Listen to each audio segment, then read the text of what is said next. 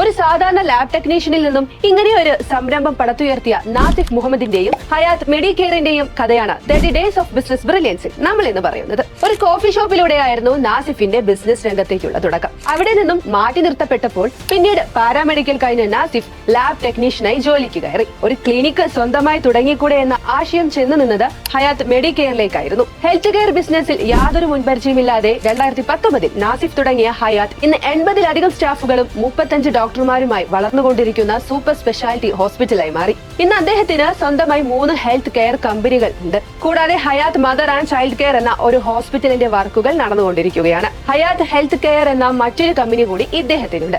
അതിന് കീഴിൽ ആദ്യം മലപ്പുറം ജില്ലയിലും പിന്നീട് കേരളത്തിലെ എല്ലാ ജില്ലകളിലും മൾട്ടി സ്പെഷ്യാലിറ്റി ക്ലിനിക്കുകൾ തുടങ്ങാൻ ഒരുങ്ങുകയാണ് നാസിഫ്. 3 വർഷം കൊണ്ട് അദ്ദേഹത്തിന്റെ ഹാർഡ് വർക്ക് കൊണ്ടും അവിശ്വസനീയമായ വളർച്ച കൈവരിക്കാൻ ഈ ബ്രാൻഡിന് സാധിച്ചു. ഇതുപോലെ ഒരു ബിസിനസ് സ്റ്റോറി നിങ്ങൾക്കുണ്ടോ എങ്കിൽ ഈ വീഡിയോയ്ക്ക് താഴെ ബ്രാൻഡ് എന്ന് കമന്റ് ചെയ്യൂ.